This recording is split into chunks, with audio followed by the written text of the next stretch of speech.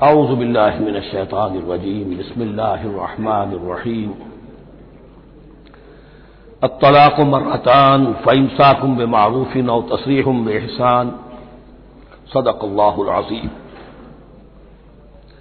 پچھلی نشست میں جو مضامین آئے تھے ان میں سے ایک کے بارے میں مجھے احساس ہوا کہ میں نے ایک بات شروع کی تھی لیکن نامکمل رہ گئی۔ آیت الاختلاف کے بارے میں نے عرض کیا تھا کہ وحدت ادیان کے فلسفے کا ایک جز صحیح ہے، ایک غلط ہے۔ صحیح جز کی وضاحت تو ہو گئی کہ یہ تمام جتنے بھی دنیا میں مذاہب ہیں اور دین ہیں یہ سب اسی دین حق سے نکلی ہوئی شاخیں ہیں۔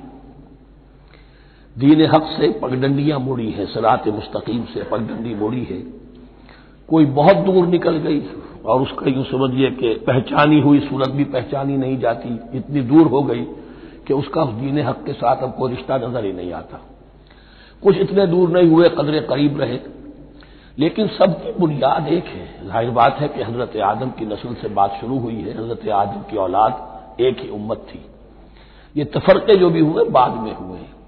تو وحدت ادیان اس اعتبار سے صحیح ہے کہ دنیا میں تمام ادیان، تمام نظام، تمام مذاہب جو ہیں وہ در حقیقت ایک ہی دین حق کی بگڑی ہوئی شکلیں ہیں، بدلی ہوئی شکلیں ہیں، لیکن اسی سے نکلی ہوئی شاخیں ہیں جنہوں نے شکلیں اپنی بدل لی ہیں۔ غلط حصہ یہ کہ اب جو یہ سب کچھ موجود ہے ان کو ایک کہنا یہ جہالت ہے۔ اب ان کو ظاہر بات ہے کہ ان کی شکلیں اتنی ہو چکی ہیں مختلف ایک دوسرے سے، اور اتنی ان میں تحریفات ہو چکی ہیں، اتنے تغیر و تبدل ہو چکا ہے کہ اب ان کو ایک کہنا موجودہ شکل میں یہ در حقیقت فتنہ ہے اور جہالت ہے۔ دوسری بات جو آخری مضمون آیا تھا 28ویں رکوع میں، دیکھیے اس کی ایک تمہید ہے، وہ سمجھ لیجئے۔ انسانی تمدن کا اہم ترین اور بنیادی ترین مسئلہ کیا ہے؟ تمدن کا ایک ہے انسانی زندگی کا مسئلہ۔ انسانی زندگی کا سب سے پہلا مسئلہ وہی ہے کہ جو حیوانی زندگی کا بھی ہے، اپنی مادی ضروریات، پیٹ کھانے کو مانگتا ہے، سب سے پہلے یہی ہے، اس میں کوئی شک نہیں۔ لیکن اس کے بعد جب دو انسان ملتے ہیں اور اس سے تمدن شروع ہوتا ہے، اس کا سب سے بڑا مسئلہ ہے انسان کی شہوت۔ اللہ نے دو جنسیں بنا دی ہیں، مرد ہیں، عورت ہیں، اور ان دونوں کے درمیان تعلق سے نسل آگے چلتی ہے۔ اب اس معاملے کو کیسے ہارنس کیا جائے، کیسے منظم کیا جائے، یہ جذبہ بہت پوٹنٹ ہے۔ جو فرائڈ نے کہا ہے، بس وہ یوں سمجھیے کہ ذرا زیادہ مرچ مسالہ لگا دیا، ورنہ اس میں کوئی شک نہیں کہ یہ بہت ہی پوٹنٹ جذبہ ہے انسان کا۔ انسٹنکٹ جو ہے، سیکس کا انسٹنکٹ، وہ بہت مضبوط ہے، بہت قوی ہے۔ لیکن جو شے جتنی قوی ہو اتنا ہی اسے پھر، جو گھوڑا جتنا منہ زور ہو اتنا ہی اس کو لگام دینا جو ہے وہ آسان نہیں ہوتا، اس کے لیے پھر مشقت کرنی پڑتی ہے۔ تو اب اگر تو اس سیکس کو اوپن کر دیا جاتا، کھلا سیکس، فری سیکس، آج کل یہ لفظ استعمال ہوتا ہے، فری سیکس، کیوس ہوتا، تمدن میں فساد ہو جاتا۔ اس کے لیے شادی کا معاملہ کہ ایک عورت کا ایک مرد کے ساتھ رشتہ رہے، سب کو معلوم ہو کہ یہ اس کی بیوی ہے، یہ اس کا شوہر ہے، تاکہ اس طریقے سے نسب کا معاملہ بھی چلے اور ایک خاندانی ادارہ وجود میں آئے۔ ورنہ تو خاندانی ادارہ بس کیسے وجود میں آئے گا؟ فری سیکس میں تو خاندانی ادارہ وجود میں آ ہی نہیں سکتا۔ تو شادی کا، نکاح کا یہ رشتہ جو ہے یہ اللہ تعالیٰ نے اختیار کیا اور یہ انسانوں کو سکھایا۔ اب اس میں مرد اور عورت کیا بالکل برابر ہیں؟ اس سے بڑی حماقت کوئی نہیں، اس لیے کہ کسی بھی ادارے کے دو برابر کے سربراہ نہیں ہو سکتے۔ اتنی موٹی بات ہے کہ اگر آپ کسی ایک محکمے کے دو ڈائریکٹر بنا دیں، بات غلط ہو جائے گی، خراب ہو جائے گی۔ ایک ڈائریکٹر، مینیجنگ ڈائریکٹر، دوسرے 10 ڈائریکٹر بنا دیجیے آپ، لیکن اوپر ایک ہوگا، جنرل مینیجر ایک ہوگا، ڈپٹی مینیجر 10 رکھ دیجیے۔ ہر ادارے میں اگر نظم قائم کرنا ہے تو ایک اوپر ٹاپ پر ہونا چاہیے۔ لہذا جب ایک مرد اور ایک عورت، مرد اور عورت انسان ہونے کے ناطے بالکل برابر ہیں، ایک ہی باپ کے نطفے سے بیٹا بھی ہے، بیٹی بھی ہے، ایک ہی ماں کے رحم میں بھائی نے بھی پرورش پائی ہے اور بہن نے بھی، اس اعتبار سے وہ برابر ہیں۔ شرف انسانیت میں، نوع انسانی کی حیثیت سے، human dignity and honour, they share both equally, absolutely equally. لیکن جب ایک مرد اور ایک عورت مل کر خاندان کے بنیاد رکھتے ہیں تو اب یہ برابر نہیں رہے۔ جیسے انسان سب برابر ہیں لیکن چپڑاسی اور افسر برابر نہیں ہے، اس کے کچھ اور اختیارات ہیں، اس کے کچھ اور اختیارات ہیں، اس کے کچھ اور فرائض ہیں، اس کے کچھ اور فرائض ہیں۔ اس طریقے سے اس رشتے کے معاملے میں اور یہ بھی نوٹ کر لیجئے کہ یہی وجہ اس قدر تفصیل کے ساتھ سب سے پہلے احکام قرآن میں دیے جا رہے ہیں اسی آئلی قوانین کے متعلق. لیکن تمدن کی جڑ بنیاد یہ ہے، یہاں سے خاندان بنتا ہے، اور خاندانوں کے اجتماع کا نام معاشرہ ہے. خاندان کا نظام، اب ہمارا پاکستانی جو معاشرہ ہے، اگر ہماری 14 کروڑ تعداد ہے اس وقت، 7 افراد ایک خاندان کے اگر آپ شمار کر لیں تو آپ سمجھیے اتنے خاندان ہماری دنیا میں اس وقت موجود ہیں. 2 کروڑ خاندان ہیں، ان خاندانوں پر مشتمل ہے. خاندان کا ادارہ مستحکم ہوگا، معاشرہ مستحکم ہو جائے گا. خاندان کے ادارے میں صلاح ہوگی، فلاح ہوگی، معاشرے میں صلاح و فلاح آئے گی. وہاں فتور ہوگا، فساد ہوگا، بے چینی ہوگی، ظلم ہوگا، ناانصافی ہوگی، وہاں کنفلکٹس ہوں گے، میاں اور بیوی میں جھگڑے ہو رہے ہوں گے تو اولاد کی پھر وہاں تربیت صحیح نہیں ہو سکتی، ان کی تربیت میں منفی چیزیں شامل ہو جائیں گی. تو یہ ساری چیزیں جس کی وجہ سے بڑی تفصیل سے قرآن مجید میں احکام دیے گئے ہیں آئلی قوانین. ان میں جہاں تک یہ معاملات ہے، طلاق کا معاملہ ہے، اس میں برابر نہیں ہے. شادی کرنے میں عورت کو بھی حق ہے، وہ شادی سے انکار کر دے، جبر نہیں کیا جا سکتا. ایک مرتبہ وہ نکاح میں آ گئی ہے تو اب شوہر کا پلڑا بھاری ہے. شوہر اسے طلاق دے سکتا ہے، اگر ظلم کے ساتھ دے گا اللہ کے ہاں جواب دہی کرے گا اور اس کا پکڑ ہو جائے گی، لیکن اختیار ہے. وہ خود طلاق نہیں دے سکتی، البتہ طلاق حاصل کر سکتی ہے خلا جسے ہم کہتے ہیں. وہ عدالت کے ذریعے سے، بڑوں کے ذریعے سے، رشتہ داروں کے ذریعے سے خلا کرے، لیکن طلاق دینے کا حق اس کو برابر نہیں ہے مرد کی طرح. اسی طرح اگر ایک طلاق دی تھی مرد نے اور اب یہ عدت پوری نہیں ہوئی ہے، وہ بؤولتہن احق بردہن، اب وہ کہے تُو نے طلاق دے دیا، میں تیرے گھر میں بسنے کو تیار نہیں ہوں، نہیں، اختیار مرد کا ہے. عدت کے اندر 3 مہینے کے اندر وہ اس کو واپس لے سکتا ہے. اس کو طلاق رجعی کہتے ہیں. یہ تمام چیزیں ایسی ہیں کہ بہرحال خواتین کو اچھی نہیں لگتی. اور آج کی دنیا میں تو جو یہ مرد و عورت کی مساوات کا سلسلہ ہے، یہ شیطان کا سب سے بڑا فلسفہ اور معاشرے میں فساد اور گندگی پیدا کرنے کا اس کا سب سے بڑا ہتھیار ہے.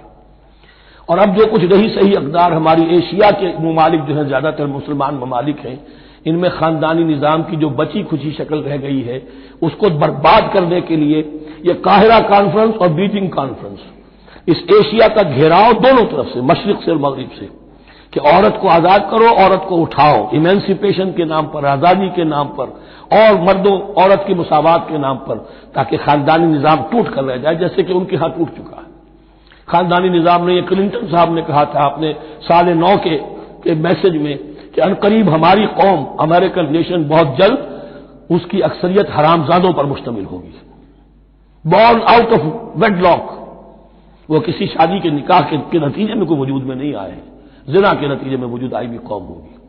1 پیرنٹ فیملی رہ گئی ہے، ماں ہی باپ ہے اور وہی ماں ہے، اور وہ دونوں وہ جانتے ہی نہیں. اب وہاں بڑی ایک مہم اٹھ رہی ہے کہ ہر انسان کا حق ہے کہ اسے معلوم ہو کہ میرا باپ کون ہے. وہاں تو بہت سے لوگ پتہ ہی باپ کون ہے میرا کیا پتہ. یہ تباہی ہے جو اس معاشرے پر آ چکی ہے، اور ہمارے ہاں بھی لوگ اسی معاشرے کی نقالی پر چل رہے ہیں. اور یہ نظریہ مساوات مرد و زن جو ہے یہ بہت ہی یوں سمجھیے کہ تابناک اور بہت اچھے الفاظ کے ساتھ سامنے آ رہا ہے.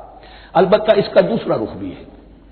اسلام نے عورت کو جو حقوق دیے ہیں بدقسمتی سے ہم مسلمانوں نے وہ بھی ان کو نہیں دیے. اس کی وجہ یہ ہے کہ ہمارے اوپر ہمارا ہانٹ کر رہا ہے ہمارا ہندوانہ پس منظر. ہندوؤں کے معاشرے میں عورت کی کوئی حیثیت نہیں، نہ اس کی وراثت کا حق ہے، نہ وہ بیوہ ہو جائے تو جینے کا حق تھا اس کو، وہ تو پھر ستی ہو جانا چاہیے اس کے لیے تو زندگی کا حق بھی نہیں ہے. وراثت تو بہت دور کی بات رہی، کوئی پراپرٹی کا کوئی سوال نہیں، کسی طرح کی کوئی حیثیت نہیں، کوئی لیگل اینٹی نہیں. لیکن ہم مسلمان تو ہو گئے، ہمارے آباء و اجداد، تربیت ہوئی نہیں، لہذا ہمارے اوپر وہی تصورات ہیں. عورت کو جو ہے پاؤں کی جوتی کی طرح سمجھنا، یہ جو کچھ ہم کر رہے ہیں ان کے جائز حقوق بھی انہیں نہیں دیتے. اس کے نتیجے میں ہم جو مغرب کا ہم پر حملہ ہے اس کو مؤثر کرنے میں گویا ہم مدد دے رہے ہیں. اگر ہم اپنی خواتین کو وہ حقوق نہیں دیں گے، اگر ان کے لیے جو اللہ نے جو مقرر کیا ہے وہ انہیں نہیں دیا جائے گا، تو ظاہر بات ہے کہ رد عمل میں پھر جو یہ نعرے ہیں اور بڑے خوشنما جو دعوت اٹھتی ہے وہ لازماً انہیں کھینچ کر لے جائے گی. تو اس طرف بھی خیال رکھیے. اور ہمارے ہاں دیندار گھرانوں میں خاص طور پر یہ بات ہوتی ہے، اس کو سمجھنا چاہیے کہ عورتوں کے کیا حقوق ہیں، ان کی دلجوئی کتنی کرنی چاہیے. حضور نے کیا فرمایا ہے؟ خیرکم خیرکم لأہلہ وانا خیر لأہلی، خیر منکم لأہلی. تم میں سے بہترین لوگ وہ اپنے گھر والوں کے لیے اچھے ہوں، بہترین لوگ وہ ہیں. ان کے حقوق کا لحاظ ہو، ان کے ساتھ سلوک ہو، ان کی دلجوئی ہو، ان کے احساسات کا بھی پاس کیا جائے۔ البتہ جہاں شریعت کا دین کا معاملہ آ جائے، نتھنگ ڈوئنگ، سیدھی سیدھی بات، یہ تلوار کی طرح آپ ننگے ہو جائیں اس وقت کہ یہ معاملہ دین کا ہے، اس میں میں تمہاری کوئی رعایت نہیں کر سکتا۔ ہاں میرے معاملات کے اندر جو بھی تم چاہو میں نرمی کروں گا، یہ ہو سکتا ہے۔ بس اس کو ذہن میں رکھیے، یہ کڑوی گولی ہے۔ وَلَهُنَّ مِثْلُ الَّذِي عَلَيْهِنَّ بِالْمَعْرُوفِ وَلِلرِّجَالِ عَلَيْهِنَّ دَرَجَةٌ۔ اب درمیان کے الفاظ کو تو جدید جو ہمارے ہیں دانشور وہ لے لیتے ہیں، اوپر کا نہیں دیکھتے کہ بَعُولَتُهُنَّ أَحَقُّ بِرَدِّهِنَّ، برابری کہاں رہی؟ شادی کرتے ہوئے برابری ہے، عورت کہہ سکتی میں شادی نہیں کرتی، شادی نہیں ہوگی، اس وقت برابری ہے، دونوں کی رضامندی سے شادی ہوگی، یہ برابری ہے۔ لیکن جب ایک مرتبہ بیوی بن گئی اب برابر نہیں ہے۔ اب یہ فلسفہ جا کر پوری طرح بیان ہوگا سورہ نساء میں، اور رجال قوامون علی النساء، یہ بات پھر وہاں آئے گی۔ اس کی تمہید ہے یہ کہ یہ کڑوی گولی ذرا خواتین کی حلق سے اترنی شروع ہو جائے۔ وَبَعُولَتُهُنَّ أَحَقُّ بِرَدِّهِنَّ، اور اسی طریقے سے وَلِلرِّجَالِ عَلَيْهِنَّ دَرَجَةٌ۔ البتہ اللہ نے جو ذمہ داریاں عورت کے حوالے کی ہیں، جس طرح کے اس کے فرائض ہیں ویسے ہی اس کے حقوق بھی ہیں، یہ ہے جو بات کہی جا رہی، لہن مثل الذی علیہن بالمعروف۔ اور یہ دنیا کا وہ اصول ہے کہ responsibilities and privileges they go together. کہیں آپ کا اگر ذمہ داری زیادہ تو حقوق اور اختیارات بھی زیادہ ہوں گے، ذمہ داری بہت ڈال دی، حقوق و اختیارات اتنے ہیں نہیں، آپ ذمہ داری ادا نہیں کر سکتے۔ جہاں ذمہ داری کم ہوگی وہاں حقوق و اختیارات بھی کم ہوں گے، یہ دونوں چیزیں پروپورشنیٹ چلتی ہیں۔ اب چلیے آگے، مجھے اندیشہ ہے کہ میں نے خاصا وقت اس میں لگا دیا۔ الطلاق مرتان، طلاق دو مرتبہ ہے، یعنی ایک شوہر کو دو مرتبہ طلاق دے کر اور رجوع کر لینے کا حق ہے۔ ایک دفعہ طلاق دی اور عدت کے اندر رجوع کر لیا، ٹھیک ہے، پھر طلاق دی اور عدت کے اندر رجوع کر لیا، ٹھیک ہے، تیسری مرتبہ طلاق دی، اب رجوع نہیں کر سکتا۔ الطلاق مرتان، دو مرتبہ ہو سکتا ہے۔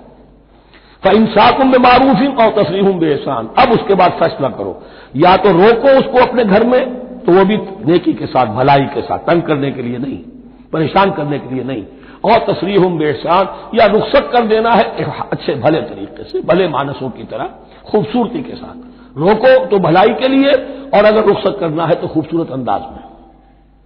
وَلَا يَحِلُّ لَكُمْ أَن تَأْخُذُوا مِمَّا آتَيْتُمُوهُنَّ شَيْئًا، اور تمہارے لیے ہرگز جائز نہیں ہے کہ جو کچھ تم نے انہیں دیا تھا اس میں سے کچھ بھی واپس لو، جو بھی تم نے انہیں مہر دیا تھا اس میں سے کچھ واپس نہیں لے سکتے جب تم طلاق دے رہے ہو۔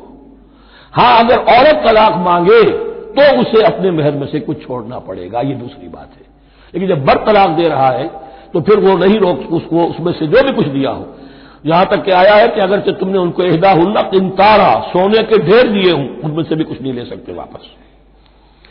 وَلَا يَحِلُّ لَكُمْ أَن تَأْخُذُوا مِمَّا آتَيْتُمُوهُنَّ شَيْئًا إِلَّا أَن يَخَافَا أَن لَّا يُقِيمَا حُدُودَ اللَّهِ، البتہ اگر وہ دونوں یہ سمجھیں کہ ہم حدود اللہ کو قائم نہیں رکھ سکیں گے۔ مراد کیا ہے کہ فیملی لائف کے ضمن میں جو اللہ نے احکام دیے ہیں، جو آداب ہیں، جو ان کے مقاصد ہیں، وہ ہمارے مابین اتنی موافقت مزاجی نہیں ہے کہ ہم ساتھ چل سکیں۔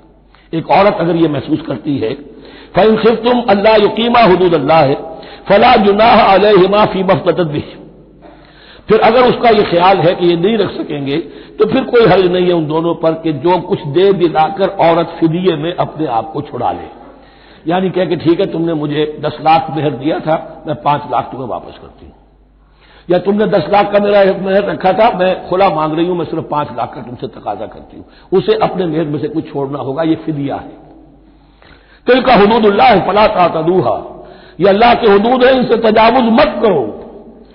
دیکھیے روزے وغیرہ کے ضمن میں فلا تقربوها، اور یہاں فلا تعتدوها، اس لیے کہ یہاں بڑے دھڑلے سے آدمی جو ہے وہ ان حدود کو پامال کر جاتے ہیں، قانون یہی رہ جاتا ہے، روح اس کی ختم ہو جاتی ہے۔ وَمَن يَتَعَدَّ حُدُودَ اللَّهِ فَأُولَٰئِكَ هُمُ الظَّالِمُونَ، اور جو اللہ کے حدود سے تجاوز کرتے ہیں وہی ظالم لوگ ہیں۔ فَإِن طَلَّقَهَا، اب اگر تیسری مرتبہ طلاق دے دی، الطلاق مرتان تو ہو چکا، اس کے بارے میں سارے احکام آ گئے، لیکن اب اگر یہ بھی مراد ہے تیسری مرتبہ، فَإِن طَلَّقَهَا فَلَا تَحِلُّ لَهُ مِن بَعْدُ حَتَّىٰ تَنكِحَ زَوْجًا غَيْرَهُ، تو اب وہ اس کے لیے جائز نہیں ہوگی جب تک کہ وہ عورت کسی اور شوہر سے شادی نہ کرے، اس کو حلالہ کہتے ہیں۔ لیکن یہ حلالہ کروانا یا کرنا اور کسی کے ساتھ یہ معاہدہ کرنا تم شادی کر لو پھر طلاق دے دینا، اس پر لعنت فرمائی ہے، حضور نے لعنت فرمائی ہے۔ اور ہمارے ہاں علم میں آتی ہے، یہ بات سننے میں آتی ہے کہ بہت سے علماء نے اس کو دھندا بنا رکھا ہے۔ حلالہ مولوی مشہور ہیں مختلف شہروں کے اندر، فَإِن طَلَّقَهَا فَلَا تَحِلُّ لَهُ مِن بَعْدُ حَتَّىٰ تَنكِحَ زَوْجًا غَيْرَهُ فَإِن طَلَّقَهَا، پھر اگر وہ بھی دوسری شادی کی دوسری جگہ پر، اس عورت نے اس شوہر سے بھی نہیں بنی، اس نے بھی طلاق دے دی، فَلَا جُنَاحَ عَلَيْهِمَا أَن يَتَرَاجَعَا، تو اب کوئی گناہ نہیں ہوگا ان دونوں پر کہ وہ رجوع کر لے، پہلے سابق شوہر سے شادی کر لے۔ یعنی عورت کو شاید عقل آ گئی ہو، کوئی اسی کی زیادتی تھی کہ پہلے شوہر کے ہاں بس نہیں سکی، اب دوسری مرتبہ کا تجربہ ہو گیا تو اس کے کان ہو گیا کہ کوئی غلطی میری ہی ہے، اب شاید دوبارہ وہ اپنے شوہر کی طرف، سابقہ شوہر کی طرف رجوع کرنا چاہے تو اس کی اجازت ہے۔ ان ظنا یقیما حدود اللہ، اگر ان کو یہ یقین ہو کہ وہ اللہ کے حدود کی پاسداری کر سکیں گے۔ اللہ کے حدود جو ہے احکام شریعت، ان کو بہرحال مد نظر رکھنا ہے اور فائق رکھنا ہے۔ وَتِلْكَ حُدُودُ اللَّهِ يُبَيِّنُهَا لِقَوْمٍ يَعْلَمُونَ، اور یہ وہ حدود ہیں اللہ کے جن کو وہ واضح کر رہا ہے، کھول کھول کر بیان کر رہا ہے ان لوگوں کے لیے کہ جو علم حاصل کرنا چاہیں۔ ترجمہ یہ ہوتا ہے عام طور پر جنہیں علم حاصل ہے، اصل میں کسی وقت فعل کو طلب فعل کے معنی میں استعمال کیا جاتا ہے عربی زبان میں، یعلمون جو جاننا چاہیں، جن کے اندر طلب ہے علم کی۔ وَإِذَا طَلَّقْتُمُ النِّسَاءَ فَبَلَغْنَ أَجَلَهُنَّ، تو جب تم لوگ اپنی بیویوں کو طلاق دو اور پھر وہ اپنی عدت پوری کر لیں، فَأَمْسِكُوهُنَّ بِمَعْرُوفٍ أَوْ سَرِّحُوهُنَّ بِمَعْرُوفٍ، تو اب چاہو تو روکو انہیں لیکن معروف طریقے سے، اور چاہو تو انہیں رخصت کر دو وہ بھی اچھے طریقے پر۔ وَلَا تُمْسِكُوهُنَّ ضِرَارًا لِتَعْتَدُوا، اور دیکھو ایسا نہ کرو کہ تم روکو انہیں تنگ کرنے کے لیے۔ اچھا ذرا اس کی میں اور خبر لوں گا رجوع کر کے، ذرا اگر تو طلاق ہو گئی تو آزاد ہو جائے گی، غصہ اتنا چڑھا ہوا ہے کہ ابھی وہ غصہ ٹھنڈا نہیں ہوا ہے، رجوع کر رہا ہے اس لیے کہ اسے اور پریشان کروں، اسے اور تکلیفیں پہنچاؤں۔ تو اب یہ کیا ہوا، قانون تو اجازت دے رہا ہے لیکن تم نے قانون کا مذاق اڑایا، تم نے اللہ کی دی ہوئی اس اجازت کا ناجائز استعمال کیا۔ ہاں اگر بسانے کا واقعی ارادہ ہو گیا ہے تو ضرور تم رجوع کر لو، رجوع کا حق تمہیں ہے، لیکن اگر یہ نہیں ہے، پریشان کرنا ہے، فلا تمسکوہن ولا تمسکوہن ضرارا لتعتدوا، ضدم ضدہ ان پر زیادتی کرنے کے لیے، ستانے کے لیے۔ ومن یفعل ذلک فقد ظلم نفسہ، اور جو کوئی بھی یہ کام کرے گا اس نے اپنی جان پر ظلم ڈھایا۔ ولا تتخذوا آیات اللہ ہزوا، اور دیکھو اللہ کی آیات کو مذاق اور کھیل نہ بنا لو، ٹھٹھا نہ بنا لو۔ یہ اچھی طرح جان لیجیے، لا از لا and there can be law which has no flaw. Flawless law is impossible. اس لیے تقوی، اللہ کا خوف ہر جگہ پر بار بار، ورنہ تم اللہ کی شریعت کا تماشا بنا دو گے، ٹھٹھا بنا دو گے۔ ولا تتخذوا آیات اللہ ہزوا واذکروا نعمت اللہ علیکم، اور یاد کرو، ذکر کرو، شعور کرو اللہ کے انعامات کا جو تم پر ہوئے ہیں۔ وما انزل علیکم من الکتاب والحکمت، اور جو اس نے نازل فرما دی ہے تم پر اپنی کتاب، اپنی شریعت اور حکمت، یعظکم بہ، اس کے ذریعے سے تمہیں نصیحت کر رہا ہے، سیدھا راستہ بتا رہا ہے۔ واتقوا اللہ، اللہ کا تقوی اختیار کرو۔ واعلموا ان اللہ بکل شیء علیم، اور جان لو کہ اللہ تعالیٰ کو ہر چیز کا حقیقی علم حاصل ہے۔ وَإِذَا طَلَّقْتُمُ النِّسَاءَ فَبَلَغْنَ أَجَلَهُنَّ فَلَا تَعْضُلُوهُنَّ أَن يَنكِحْنَ أَزْوَاجَهُنَّ إِذَا تَرَاضَوْا بَيْنَهُم بِالْمَعْرُوفِ، اور جب تم اپنی عورتوں کو طلاق دے دو پھر وہ اپنی عدت پوری کر لیں تو مت آڑے آؤ اس میں کہ وہ عورتیں پھر نکاح کر لیں اپنے سابق ازواج سے، اذا تراضوا بینہم بالمعروف، جبکہ وہ آپس میں رضامند ہو جائیں بھلے طریقے پر۔ یعنی اگر طلاق مغلظ نہیں ہے، دیکھیے ایک طلاق ہوتی ہے بائن، پہلی طلاق دوسری طلاق، یہ جب تک عدت ختم نہیں ہوئی طلاق رجعی کہلاتی ہے، جس کے دوران شوہر کو رجوع کرنے کا حق ہے۔ عدت پوری ہو گئی، اب یہ بائن ہو گئی، اب شوہر اور بیوی کا جو رشتہ ہے ٹوٹ گیا۔ اب اگر نکاح ہوگا تو دوبارہ ہوگا، اس میں عورت کی مرضی کو دخل ہے۔ عدت کے اندر عورت کی مرضی کو دخل نہیں ہے، لیکن عدت کے بعد اب عورت کو اختیار ہے، اب تو نکاح ثانی ہوگا، سوائے طلاق مغلظ کے۔ تیسری طلاق اگر ہو گئی ہے تو پھر جب تک اس کا نکاح کسی اور سے نہ ہو جائے، وہ بھی طلاق دے دے تو ان کے درمیان نکاح نہیں ہو سکتا۔ گویا کہ یہ دو طلاقوں کے بعد اگر پھر یہ لوگ جبکہ طلاق بائن ہو چکی ہو، وہی عورت وہی مرد پھر نکاح کرنا چاہیں تو اب تم آڑے مت آؤ۔ ہوتا کیا ہے، عورت کے بھائی ہیں، اب انہیں غصہ چڑھا ہوا، اس بدماش نے یہ کچھ کیا تھا، اس نے تمہیں ایسے ایسے ستایا تھا، اس نے یہ کیا تھا، اب تمہیں ہم شادی نہیں کرنے دیں گے اس کے ساتھ، نہیں، یہ کام تمہارا نہیں ہے۔ اگر وہ اذا تراضوا بینہم، اگر وہ باہم راضی ہو جائیں تو تم اب ان کے آڑے مت آؤ، بالمعروف، ذالک یوعظ بہ من کان منکم یؤمن باللہ والیوم الآخر، یہ وہ چیزیں ہیں جن کی نصیحت کی جا رہی ہے تم میں سے ان کو جو واقعتاً ایمان رکھتے ہو اللہ پر اور یوم آخر پر۔ ان کے اندر ایمان ہی نہیں ہے، ان کے لیے یہ سارا جو ہے بھینس کے آگے بین بجائے جاؤ کیا حاصل ہے، وہ تو پھر اس کو کوئی فائدہ نہیں پہنچے گا۔ ذالک یوعظ بہ من کان منکم یؤمن باللہ والیوم الآخر ذالکم ازکی لکم واطہر، یہ طریقے جو ہیں تمہارے لیے زیادہ پاک ہیں، زیادہ عمدہ ہیں۔ واللہ یعلم وانتم لا تعلمون، اللہ جانتا ہے تم نہیں جانتے۔ اپنی عقل کو مقدم نہ رکھو، یہ اللہ کا علم ہے، اسی نے عورت کو بنایا، اسی نے مرد کو بنایا، اسے مرد بھی عزیز ہے، عورت بھی عزیز ہے۔ الخلق عیال اللہ، حضور نے فرمایا تمام مخلوق اللہ کے کنبے کے مانند ہے۔ اللہ کو تو اپنا ہر انسان مرد ہو یا عورت ہو محبوب ہے، پسندیدہ ہے، اس کی تخلیق ہے، اس کا شاہکار ہے، لیکن یہ کہ وہ جانتا ہے کہ عورت کے کیا حقوق ہونے چاہیے، مرد کے کیا ہونے چاہیے، لہذا واللہ یعلم وانتم لا تعلمون والوالدات یرضعن اولادہن حولین کاملین، اور والداؤں کے لیے، ماؤں کے لیے ضروری ہے کہ وہ اپنی اولاد کو 2 سال دودھ پلائیں پورا، اور یہ خاص طور پر یہاں تذکرہ ہو رہا ہے جب طلاق کا مسئلہ ہو۔ اب طلاق ہو گئی، شوہر تو علیحدہ ہو گیا، شوہر کہتا ہے بھائی میرا بچہ تو میرا ہے، قانوناً تو اولاد شوہر کی ہوتی ہے، لیکن تم اسے دودھ پلاؤ، تو 2 سال تک وہ عورت انکار نہیں کر سکتی، دودھ پلائے گی۔ لمن اراد ان یتم الرضاعہ، جو شخص چاہے کہ یہ رضاعت پوری کروائے اپنی سابقہ مطلقہ بیوی سے، وعلی المولود لہ رزقہن وکسوتہن بالمعروف، لیکن اس عرصے کے لیے جس کی وہ اولاد ہے یعنی شوہر جو سابق ہے اس کے ذمے ہے اس کا رزق اور اس کا لباس، جسے ہم نان نفقہ کہتے ہیں۔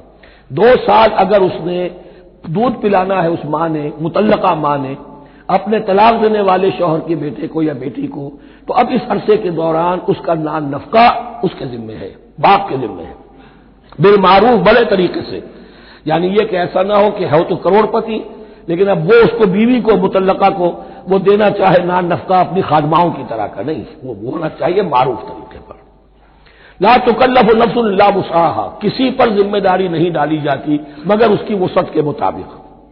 لا تضار والدۃ بولدها، نہ تو تکلیف پہنچائی جائے والدہ کو اپنے بچے کی وجہ سے، ولا مولود لہ بولدہ، نہ جس کا وہ اولاد ہے، جس کا وہ بیٹا یا بیٹی ہے یعنی باپ، نہ اس کو تکلیف پہنچائی جائے۔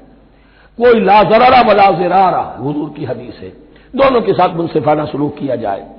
وعلی الوارث مثل ذلک، اب فرض کیجیے وہ شخص جو تھا طلاق دینے والا وہ تو مر گیا، تو وارث کے ذمے، اس کا جو وارث ہے اس کے ذمے نان نفقہ رہے گا، اس کے اپنے مرحوم والد کی اگر اولاد اس کی کسی متعلقہ بیوی کے پاس ہے 2 سال تک دودھ پلانے کے لیے۔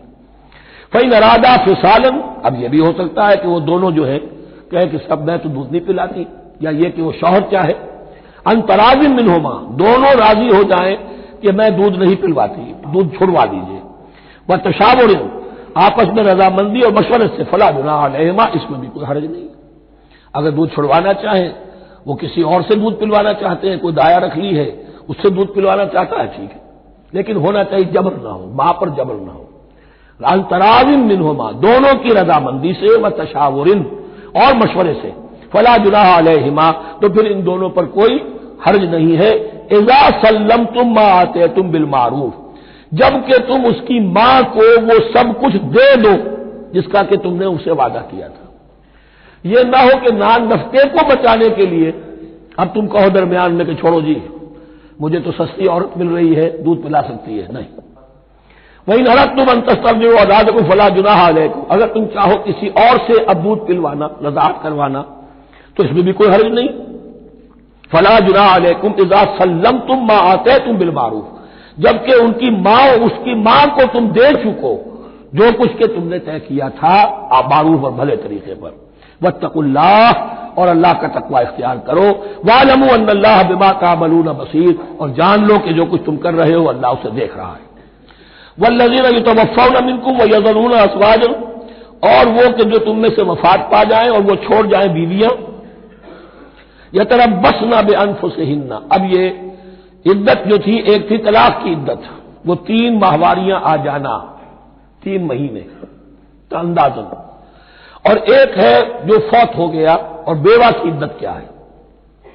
والذین یتوفون، جو تم میں سے وفات دے دیے جائیں، منکم تم میں سے، ویذرون ازواجا، پیچھے بیویاں چھوڑ گئے ہوں، یتربصن بانفسہن 4 اشہر وعشرا، وہ روکے رکھیں اپنے نفسوں کو 4 مہینے اور 10 دن، 4 مہینے 10 دن تک ایک جو بیوہ عورت ہے وہ کوئی اور نکاح نہیں کر سکتی، 4 مہینے 10 دن۔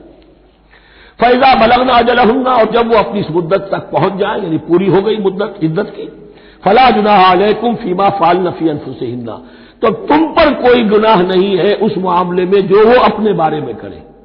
اب وہ آزاد ہے، نکاح کر سکتی ہے۔ اب تم روکنا چاہو، ہماری ناک کٹ جائے گی، یہ بیوہ بیٹھ نہیں سکی، اس سے رہا نہیں گیا، نہیں، غلط بات، تمہارا کوئی اختیار نہیں۔ لا جناح علیکم فیما فعلن فی انفسہن بالمعروف، کرے نیک طریقے سے، بھلے طریقے سے، شریعت کے مطابق، قواعد شریعت کے مطابق، تو تمہارا اختیار نہیں ہے کہ روکو۔ واللہ بما تعملون خبیر، اور جو کچھ تم کر رہے ہو اللہ اس سے باخبر ہے۔ ولا جناح علیکم فیما عرضتم به من خطبۃ النساء واکننتم فی انفسکم، اب یہ انہی بیواؤں کا ذکر ہو رہا ہے، تم پر کوئی حرج نہیں ہے کہ جو تم اشارے میں کوئی بات اور پیغام دینا چاہو کسی بیوہ کو، اشارے کنائے میں، لیکن یہ کہ اس میں عدت کے دوران نکاح تو نہیں ہو سکتا، اشارے کنائے میں یہ کچھ بات کہی جا سکتی ہے کہ مجھے دلچسپی ہے، شاید میں کوئی بھی طریقہ اختیار کیا جائے۔ او اکننتم فی انفسکم، یا اپنے دلوں میں چھپائے رکھو، تو اللہ کو کوئی اعتراض نہیں۔ اس میں یہ کہ ظاہر بات ہے کہ ایک آدمی علم اللہ انکم ستذکرونہن، اللہ کے علم میں ہے تمہیں ان کا خیال تو آئے گا ہی، آخر یہ عورت تھی، بیوہ ہو گئی ہے، اب میں اس سے شادی کر سکتا ہوں، آپ کو رغبت ہے اس کی طرف نکاح کی، تو اب کوئی آدمی سوچے میرے دل میں خیال آ رہا ہے بیوہ کے بارے میں، میں تو گناہ گار ہو گیا، میرا دل گناہ گار ہو گیا، نہیں، یہ قانون فطرت ہے۔ علم اللہ انکم ستذکرونہن، اللہ کے علم میں ہے، ان کا خیال تو تمہیں آئے گا ہی۔ ولکن لا تواعدوہن سرا، لیکن ایسا نہ کرو کہ ان سے معاہدہ کر لو خفیہ خفیہ، طے ہو جائے، بات پکی ہو جائے، سرا الا ان تقولوا قولا معروفا، سوائے اس کے کہ کوئی معروف بات کہہ دی جائے جس سے انہیں اشارہ بھی جائے، بس۔ ولا تعزموا عقدۃ النکاح حتی یبلغ الکتاب اجلہ، اور مت باندھو گراہ نکاح کی جب تک کہ قانون شریعت اپنی مدت پوری نہ کر لے، یعنی عدت جب تک پوری نہ ہو جائے۔ اب یہاں دیکھیے حتی یبلغ الکتاب، کتاب سے مراد شریعت، قانون شریعت، کتاب سے مراد یہاں کیا ہے کہ جو بھی قانون آ چکا ہے کتاب کے اندر، 4 مہینے 10 دن کے بعد نکاح اس سے پہلے نہیں ہوگا۔ وَاعْلَمُوا أَنَّ اللَّهَ يَعْلَمُ مَا فِي أَنفُسِكُمْ فَاحْذَرُوهُ، اور جان لو کہ اللہ خوب جانتا ہے جو تمہارے دلوں میں ہے، بس اس سے ڈرو، اس کی پکڑ سے بچو۔ وَاعْلَمُوا أَنَّ اللَّهَ غَفُورٌ حَلِيمٌ، اور یہ بھی جان لو اللہ غفور بھی ہے، بخشنے والا بھی ہے، وہ خطا ہو گئی ہے، استغفار کرو، توبہ کرو، اللہ معاف فرمائے گا۔ اور حلیم ہے، وہ فوراً نہیں پکڑتا بلکہ ڈھیل دیتا ہے، مہلت دیتا ہے، اگر چاہو تو تم توبہ کر لو۔ لا جناح علیکم ان طلقتم النساء ما لم تمسوهن او تفرضوا لهن فریضہ، تم پر کوئی گناہ نہیں ہے کہ تم ایسی بیویوں کو طلاق دے دو کہ جن کو نہ تو تم نے اب تک چھوا ہو اور نہ ان کے لیے مہر مقرر کیا ہو۔ یہ ہو جاتا تھا نکاح جو ہے بچپن میں بھی کر دیے جاتے تھے، لیکن ابھی کوئی نوبت نہیں آئی ہے، نکاح تو ہو گیا لیکن نہ کوئی مہر مقرر ہوا ہے، نہ کوئی ان کی ملاقات ہوئی ہے، تو اگر ایسا کرو گے تو تم طلاق دے سکتے ہو۔ وَمَتِّعُوهُنَّ، لیکن شرافت کا تقاضا یہ ہے کہ جو لڑکی تم سے منسوب رہی ہے، اب اگر وہ رشتہ توڑ رہے ہو تو اسے کچھ دے دلا کر، اسے کچھ نہ کچھ متاع، کچھ سامان دنیاوی دے کر۔ مَتِّعُوهُنَّ عَلَى الْمُوسِعِ قَدَرُهُ وَعَلَى الْمُقْتِرِ قَدَرُهُ، جو وسعت والا ہے، جس کو کشائش حاصل ہے، غنی ہے، وہ اپنی حیثیت کے مطابق، اور جو تندست ہے وہ اپنی حیثیت کے مطابق۔ متاعًا بالمعروف، اور یہ ساز و سامان دینا جو ہے یہ بھی بھلے انداز میں ہو، ایسا نہ ہو جو خیرات دی جا رہی ہو۔ حقاً علی المحسنین، یہ حق ہے محسنین پر، یہ سمجھے کہ ہم پر اللہ تعالیٰ کی طرف سے عائد کردہ یہ ذمہ داری ہے۔ وَإِن طَلَّقْتُمُوهُنَّ مِن قَبْلِ أَن تَمَسُّوهُنَّ وَقَدْ فَرَضْتُمْ لَهُنَّ فَرِيضَةً، اور اگر دوسری شکل یہ ہے کہ تم نے طلاق دی ایسی بیوی کو کہ جس کو تم نے چھوا تو نہیں ہے، لیکن مہر مقرر ہو چکا تھا. فنصف ما فرضتم، تو اب آدھا مہر جو ہے جو تم نے فرض کیا تھا، جو طے کیا تھا، اس کا آدھا تو تمہیں دینا ہی دینا ہے. الا یعفونا، الا یہ کہ وہ معاف کر دیں، ہمیں آدھا بھی نہیں چاہیے، یا چلیے ہمیں چوتھائی دے دیجیے. اور یعفو الذی بیدہ عقدۃ النکاح، یا وہ اس کے اندر جو ہے سخاوت سے کام لے کہ جس کے ہاتھ میں نکاح کی گرا ہے. گرا تو مرد کے ہاتھ میں، وہ کھول سکتا ہے، عورت طلاق دے نہیں سکتی. لہذا کیوں نہ ایسا کرو کہ تم پورا ہی مہر دے دو. فرمایا وان تعفو، اگر تم درگزر کرو اور زیادہ دو، اقرب للتقوی، یہ تقوی سے قریب تر ہے. ولا تنسوا الفضل بینکم، اپنے مابین احسان کرنا مت بھولو، اور اپنے مابین جو فضیلت اللہ نے تمہیں دی ہے عورتوں پر اس کو مت بھولو. تمہارا پھر ایٹیچیوڈ بھی ایسا ہونا چاہیے کہ تم اپنے بڑے ہونے کے حساب سے ان کے ساتھ نرمی کرو، ان کو زیادہ دو، ان کو جتنا بھی مہر مقرر کیا تھا اس سے بھی زیادہ دے دلا کے رخصت کرو. قانون میں تو صرف مہر ہوگا، البتہ قانون یہی ہے کہ اگر انہیں چھوا نہیں ہے، مقاربت نہیں ہوئی ہے، لیکن یہ کہ مہر مقرر ہو چکا تھا تو آدھا مہر تو لازماً دینا ہے. آدھا بھی یہ چھوڑ سکتی ہے عورت، لیکن تمہارے لیے بہتر ہے کہ تم پورا دو یا اور زیادہ دو. ان اللہ بما تعملون بصیر، یقیناً جو کچھ تم کر رہے ہو اللہ دیکھ رہا ہے. حافظوا علی الصلوات والصلاۃ الوسطی، محافظت کرو پوری طرح، چوکس ہو کر، چوکنے ہو کر تمام نمازوں کی، اور خاص طور پر صلاۃ وسطی کی. یعنی بار بار جو آ رہا ہے جان لو اللہ جانتا ہے، جان لو اللہ دیکھ رہا ہے، جو کچھ تم کر رہے ہو اللہ کی نگاہ میں ہے، جو کچھ تم کر رہے ہو اللہ باخبر ہے. یہ سارا کچھ جو ہے یہ اللہ کی یاد ذہن میں برقرار رکھنے کے لیے تمہیں نماز دی گئی ہے. 5 وقت تم حاضر ہو، دنیا کے کاروبار سے نکلو اور آ کر پھر عہد اللہ سے اپنا جو ہے، یہ جو حفیظ کا ایک شعر ہے، آؤ سجدے میں گرے لوح جبی تازہ کرے، سرکشی نے کر دیے دھندلے نقوش بندگی. آؤ سجدے میں گرے لوح جبی تازہ کرے. یہاں پر جو ہمارا بندگی کا نقش تھا سرکشی کی وجہ سے وہ دھندلے ہو گئے ہیں. سرکشی نے کر دیے دھندلے نقوش بندگی، آؤ سجدے میں گرے لوح جبی تازہ کریں، کہ پھر اس پر اللہ تعالیٰ کے ساتھ جو عہد کیا ہے ایاک نعبد و ایاک نستعین اسے پھر تازہ کریں. حافظوا علی الصلوات والصلاۃ الوسطی، صلاۃ وسطی کے بارے میں بہت سے اقوال ہیں، لیکن عام طور پر اس سے مراد عصر کی نماز لی گئی ہے. دن میں 2 نمازیں اس سے پہلے ہیں، فجر ہے، ظہر ہے، 2 پھر بعد میں ہے، مغرب ہے، عشاء ہے. وقوموا للہ قانتین، اور کھڑے ہوا کرو اللہ کے سامنے پورے ادب کے ساتھ. یعنی ایک تو رکوع ہے جس میں جھکنا ہے، سجدہ ہے جھکنے کی انتہا ہے، قیام بھی قنوت کے ساتھ ہو، معلوم ہو کہ ایک بندہ اپنے آقا کے سامنے کھڑا ہے. اس کے کھڑے ہونے کے انداز میں بھی معلوم ہو کہ تواضع ہے، عجز ہے.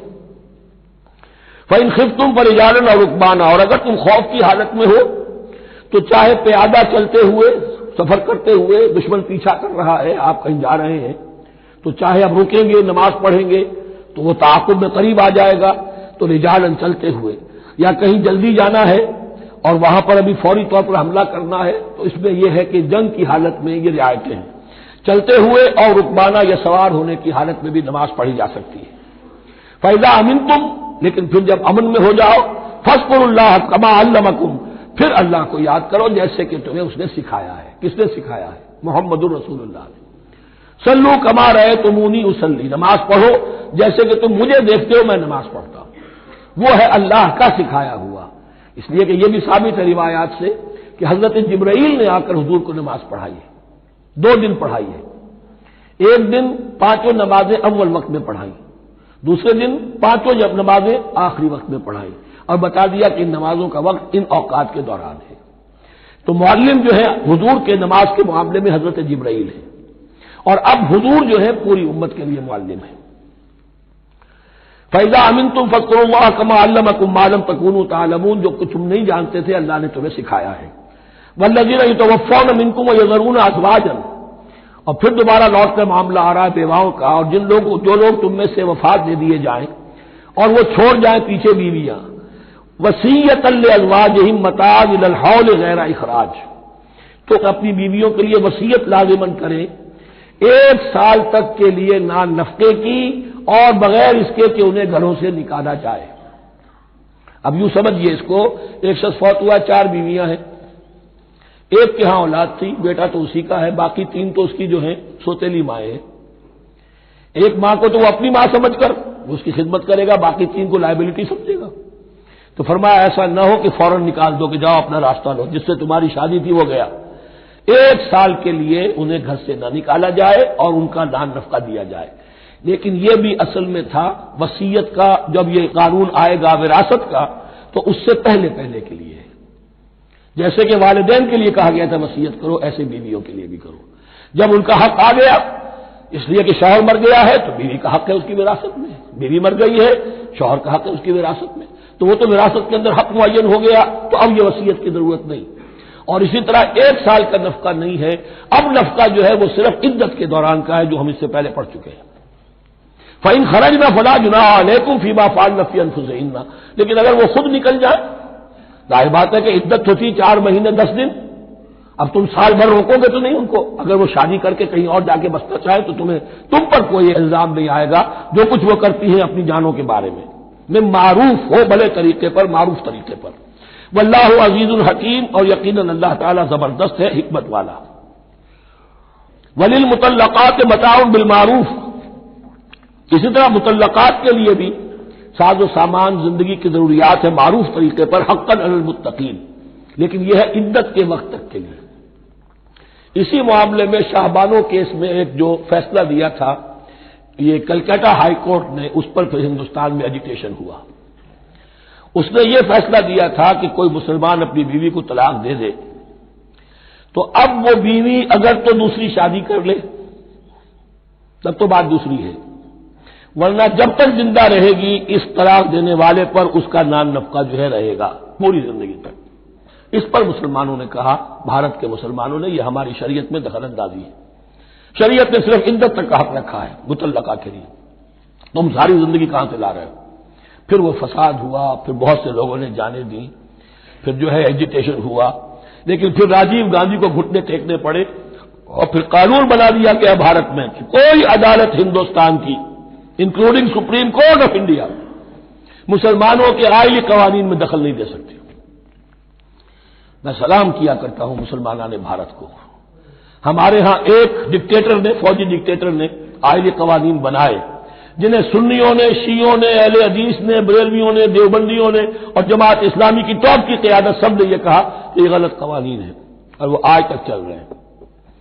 ایک اور ملٹری عامر 11 برس تک یہاں پر لمن الملک اليوم، میرے لیے ہے بادشاہی، میں ہوں مقتدر اعلیٰ، مقتدر قادر مطلق، یہ کہتا وہ چلا گیا اور اس قوانین کو جو کا تو برقرار رکھا ہے۔ اسی پر بھی میں نے شورا سے استعفیٰ دیا تھا ان کے، لیکن مسلمانوں نے وہاں پر یہ بات بھی نہیں ہونے دی کہ جب قرآن شریعت کا حکم جو ہے وہ یہ ہے کہ مطلقہ کو عدت تک کے لیے دان نفقہ ہے تو ساری زندگی کا کوئی معاملہ نہیں۔ کذالک یبین اللہ لکم آیاتہ لعلکم تعقلون، اسی طرح اللہ تعالیٰ تمہارے لیے اپنی آیات کو واضح کر رہا ہے تاکہ تم عقل سے کام لو اور سمجھو۔ اب جو 2 رکوع اگلے آ رہے ہیں یہ بڑے اہم ہیں اس اعتبار سے کہ یہ تاریخ بنی اسرائیل کا غزوہ بدر ہے جس کا تذکرہ ہوگا۔ میں ایک بات آپ کو بنی اسرائیل کی تاریخ کی بتا چکا ہوں کہ جب حضرت موسیٰ کے انتقال کے بعد یوشع ابن نون کی سرکردگی میں انہوں نے جہاد کیا، قتال کیا تو فلسطین فتح ہو گیا، لیکن انہوں نے چھوٹی چھوٹی حکومتیں 12 بنا لی اور آپس میں لڑتے بھی رہے۔ لیکن 300 برس کے بعد پھر صورتحال پیدا ہوئی، وہ واقعہ ہوگا جو اب سامنے آ رہا ہے کہ جب ان کے اوپر دنیا تنگ ہو گئی، آس پاس کے جو کافر اور مشرک لوگ تھے انہوں نے انہیں دبا لیا، بہت سو کو ان کے گھروں سے، ان کے ملکوں سے نکال دیا، تو پھر تنگ آ کر انہوں نے کہا اس وقت کے نبی سے کہ ہمارے لیے کوئی بادشاہ بنا دیجئے، سپہ سالار بنا دیجئے، اب اللہ کی راہ میں جنگ کریں گے۔ تو وہ جو جنگ ہوئی ہے طالوت اور جالوت کی، اس جنگ کے بعد سے خلافت راشدہ شروع ہوئی ہے دور بنی اسرائیل کی۔ گویا کہ خلافت راشدہ دور بنی اسرائیل کی 300 برس بعد آئی ہے ان کے رسول کے انتقال کے، جبکہ خلافت راشدہ اس امت مسلمہ کی متصل ہے رسول اللہ صلی اللہ علیہ وسلم کے زمانے کے ساتھ، اس لیے کہ صحابہ نے جانیں دی، خون دیا، قربانیاں دی، اور اس کے نتیجے میں حضور کی زندگی ہی میں دین غالب ہو گیا، اسلامی ریاست قائم ہو گئی۔ تو ظاہر بات ہے اس کے بعد آپ کے انتقال کے بعد خلافت کا دور شروع ہو گیا، لیکن وہاں یہ سارے سال 300 برس گزرے ہیں، اس کے بعد ان کا دور خلافت آیا ہے، اور اس میں بھی 3 خلافتیں ہیں کہ جو متفق علیہ ہے، ویسے وہاں تو وہ نبوتیں ہیں، طالوت علیہ السلام، داؤد علیہ السلام اور سلیمان علیہ السلام، چوتھی خلافت پر آ کر تقسیم ہو گئی ہے، جیسے حضرت علی کے زمانے میں چوتھی خلافت میں عالم اسلام جو ہے دارالاسلام منقسم ہو گیا کہ مصر اور شام نے حضرت علی کی خلافت کو تسلیم نہیں کیا۔ اسی طرح حضرت سلیمان کے دو بیٹوں میں پھر ان کی مملکت تقسیم ہو گئی، ایک اسرائیل اور ایک یہودیہ، یہ دو ریاستیں وجود میں آئی، یہودی۔ بہرحال یہ جو واقعہ تھا کہ جس کے بعد خلافت راشدہ شروع ہو رہی ہے، اسلام کا غلبہ شروع ہو رہا ہے حضرت موسیٰ کی تاریخ میں، وہ ہے طالوت اور جالوت کی جنگ، اس کے لیے اب یہاں پر تذکرہ ہو رہا ہے، اور یہ بھی ایک آئینہ دکھایا جا رہا ہے صحابہ کرام کو، اب یہی مرحلہ تمہیں درپیش ہے۔ غزوہ بدر آیا چاہتا ہے، آئینہ، coming events cast their shadows before, تمہیں پہلے سے بتایا جا رہا ہے۔ الم تر الی الذین خرجوا من دیارہم، کیا تم نے غور نہیں کیا ان لوگوں کے حال پر کہ جو نکل گئے اپنے گھروں سے، وہم الوف، جبکہ وہ ہزاروں کی تعداد میں تھے، حذر الموت، موت کے ڈر کی وجہ سے، یعنی جب کفار اور مشرکین نے غلبہ کر لیا ان پر اور بہت سے ملکوں سے یہ بھاگے اپنے ملک چھوڑ کر، فقال لهم اللہ موتوا، تو اللہ نے ان سے کہا کہ مر جاؤ، ثم احیاہم، پھر انہیں زندہ کیا۔ یہاں یہ بھی ہو سکتا ہے مراد کہ فی الواقع یہ عمل ہوا ہو، اور یہ بھی مراد ہو سکتا ہے جیسے قوم مر جاتی ہے لیکن پھر اس کا رشت ثانیہ ہو جاتی ہے، پھر اللہ نے ان کے اندر ایک جذبہ پیدا کر دیا، یعنی یہاں پر مرنا اور احیاء جو ہے وہ مانوی ہو، روحانی ہو، اخلاقی ہو، وہ بالفعل جسدی نہ ہو، لیکن اللہ کے اختیار سے باہر نہیں، اس کی قدرت میں ہے، سب کو مار کر بھی دوبارہ جلا سکتا ہے۔ ان اللہ لذو فضل علی الناس ولکن اکثر الناس لا یشکرون، اور یقیناً اللہ تعالیٰ تو اپنے بندوں پر بڑا فضل کرتا ہے، لیکن اکثر لوگ جو ہے شکر نہیں کرتے، ناقدری کرتے ہیں اللہ کے احسانات کی۔ لیکن اب وہ غزوہ بدر جو ہے ان کا سابقہ امت مسلمہ کا، اس کا حال بیان کرنے سے پہلے مسلمانوں سے گفتگو ہو رہی، اس لیے کہ ہے تو ساری ان کے لیے، ان کی ہدایت کے لیے۔ تاریخ بیان کرنا قرآن کا مقصد نہیں ہے، تاریخ کی کتاب نہیں ہے یہ، تو جو پروسیس آف ریولوشن چل رہا تھا، جو جد و جہد تھی، جو تحریک تھی محمد رسول اللہ کی، جس مرحلے میں سے وہ تحریک گزر رہی ہے، اسی مرحلے کی مناسبت سے سابقہ تاریخ سے بھی واقعات لائے جا رہے ہیں، اور اسی کی مناسبت سے وہ جو بھی وقتی احکام ہیں وہ دیے جا رہے ہیں۔ وَقَاتِلُوا فِي سَبِيلِ اللَّهِ وَاعْلَمُوا أَنَّ اللَّهَ سَمِيعٌ عَلِيمٌ، اور جنگ کرو اللہ کے راستے میں، اور جان لو اللہ تعالیٰ سب کچھ سننے والا اور جاننے والا ہے۔ مَنْ ذَا الَّذِي يُقْرِضُ اللَّهَ قَرْضًا حَسَنًا فَيُضَاعِفَهُ لَهُ أَضْعَافًا كَثِيرًا، کون ہے وہ شخص کہ جو اللہ کو قرض حسنہ دے؟ یہ انفاق جب کیا جاتا ہے خالص اللہ کے دین کے لیے، تو اللہ کہتا ہے یہ میرے ذمہ قرض ہے، دین میرا ہے، تم میرے دین کو غالب کرنا چاہتے ہو، میری حکومت قائم کرنا چاہتے ہو، تو جو کچھ اس میں خرچ کرو گے وہ مجھ پر قرض ہے، قرض حسنہ ہے۔ من ذا الذی یقرض اللہ قرضا حسنا فیضاعفہ لہ، تو اللہ اس کو اس کے لیے بڑھاتا رہے، دگنا کرتا رہے، اضعافا کثیرا، دگنا چوگنا، بہت گنا۔ واللہ یقبض ویبسط، اور اللہ کے اختیار میں کسی چیز کو چھوٹا کر دینا، سکیر دینا، اور کھول دینا اور کشائش کر دینا۔ وَإِلَيْهِ تُرْجَعُونَ، اور اسی کی طرف تمہیں لوٹا دیا جائے گا۔ یہاں دیکھیے یہ دونوں چیزیں، جہاد بالنفس اس کی آخری شکل قتال، اور جہاد بالمال اس کے لیے پہلے لفظ آ رہا تھا انفاق، اب قرض حسنہ، اللہ کو قرض حسنہ۔ أَلَمْ تَرَ إِلَى الْمَلَإِ مِن بَنِي إِسْرَائِيلَ مِن بَعْدِ مُوسَىٰ، کیا تم نے غور نہیں کیا موسیٰ کے بعد بنی اسرائیل کے سرداروں پر، ملا من بعد موسیٰ، اذ قالوا لنبی لہم، جبکہ انہوں نے اپنے نبی سے کہا، یہ تو میں آپ کو حدیث سنا چکا ہوں، کوئی وقت ایسا نہیں گزرا حضرت موسیٰ کے بعد کہ نبی کوئی نہ کوئی موجود نہ رہا ہو، حضرت عیسیٰ تک۔ اس زمانے کے جو نبی تھے ان سے انہوں نے کہا لہم ابعث لنا ملکا نقاتل فی سبیل اللہ، ہمارے لیے کوئی بادشاہ مقرر کر دیجئے تاکہ ہم اللہ کی راہ میں قتال کریں، جنگ کریں۔ یہاں بادشاہ سے مراد ہے جو سپہ سالار ہو، نبی ہے تو ظاہر بات ہے کہ نبی کا رتبہ تو بلند رہے گا، لیکن نبی کے تابع ہو کر کوئی شخص کہ جو جنگ کی سپہ سالاری کر سکے اس کو نامزد کر دیجئے۔ قال هل عصيتم ان كتب عليكم القتال والا تقاتلوا، جو نبی تھے یہ سموئیل نبی تھے، سموئیل، یہ آپ اولڈ ٹیسٹمنٹ میں پڑھیں گے سموئیل نبی۔ انہوں نے کہا کہ اس کا بھی اندیشہ ہے کہ جب جنگ فرض کر دی جائے اللہ تقاتلوا، پھر تم جنگ نہ کرو، یعنی ابھی تو بڑے تمہارے دعوے ہیں، بہادری دکھا رہے ہو، بڑا جوش و خروش ہے، کہیں ایسا تو نہیں ہوگا کہ ادھر سے میں اللہ تعالیٰ سے اجازت بھی لوں جنگ کی اور تمہارے لیے کوئی سپہ سالار یا بادشاہ بھی بنا دوں اور پھر تم جنگ سے نکترا جاؤ۔ قالوا وما لنا الا نقاتل فی سبیل اللہ، ان کا کیا کیسے ممکن ہے کہ ہم اللہ کی راہ میں قتال نہ کریں؟ وقد اخرجنا من دیارنا وابنائنا، جبکہ ہمیں نکال دیا گیا ہمارے گھروں سے اور ملکوں سے اور اپنے بیٹوں سے، یعنی ان کی اولاد کو تو انہوں نے غلام بنا لیا، ان کی عورتوں کو باغیاں بنایا، اب یہ تو نکلے ہوئے ہیں اپنے ملکوں سے خوف سے بھاگے ہوئے۔ فلما كتب عليهم القتال، تو جب ان پر وہ جنگ فرض کر دی گئی، تولوا الا قليلا منهم، تو پیٹھ پھیر گئے سب کے سب سوائے کچھ لوگوں کے۔ یہ گویا کہ تنبیہ کی جا رہی ہے، مسلمانوں تم بھی بہت کہتے رہے ہو کہ حضور ہمیں جنگ کی اجازت ملنی چاہیے، ہم کب تک یہ ظلم سہیں گے، لیکن ایسا نہ ہو دیکھو اب جب جنگ کا حکم آئے، اب پڑھ چکے ہم وہ آیت كتب عليكم القتال وهو كره لكم، اب اچھی نہیں لگ رہی جنگ، جان تو پیاری ہے، تو اب دکھا دیا گیا وہاں بھی یہ ہوا۔ واللہ علیم بالظالمین، اور اللہ ایسے ظالموں سے خوب باخبر ہے۔ وقال لهم نبیہم، اور ان سے کہا ان کے نبی نے، ان اللہ قد بعث لكم طالوت ملکا، تمہارے لیے اللہ تعالیٰ نے طالوت کو بادشاہ مقرر کیا ہے۔ ان کا نام تورات میں آیا ہے سول یا ساؤل، SAUL۔ اب یہ سمجھ میں نہیں آتا، ہو سکتا ہے کہ اصل نام ساؤل ہو، لیکن چونکہ وہ بہت قداور تھے، طول قداور، اس لیے ان کا ایک صفاتی نام ہو طالوت۔ قرآن مجید نے صفاتی نام دیا ہے کہ وہ بہت قداور تھے۔ قالوا انا یکون له الملک علینا، اب انہوں نے کہا کیسے ہو سکتا ہے کہ اسے بادشاہت ملے ہمارے اوپر، ونحن احق بالملک منہ، ہمیں زیادہ حق حاصل ہے اس کے مقابلے میں کہ ہمیں بادشاہی دی جائے۔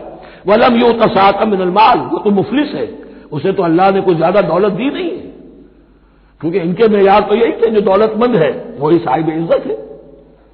قال ان اللہ اصطفاہ علیکم، اب نبی نے کہا اب جو چاہو کہو، اللہ نے اس کو چن لیا ہے تم پر، یہ فیصلہ اب ہو چکا، اللہ کا فیصلہ ہے، ڈیوائن ججمنٹ ہے، ڈیوائن ڈیسیجن ہے، کین ناٹ بی ریووکڈ۔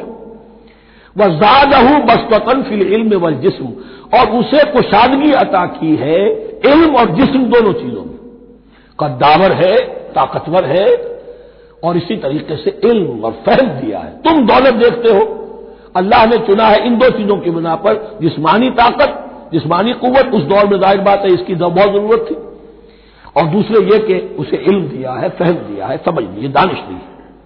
واللہ یؤتی ملکہ من یشاء، اور اللہ تعالیٰ جس کو چاہتا ہے اپنی بادشاہت دے دیتا ہے۔ واللہ واسع علیم، اللہ بہت سمائی والا ہے، واسع، اس کی وسعت جو ہے وہ اتھا ہے، اور علیم، اور سب کچھ واسع علیم، جاننے والا ہے، یعنی وہ جس کو جو کچھ دیتا ہے بربدائے علم دیتا ہے، کون اس کا مستحق ہے۔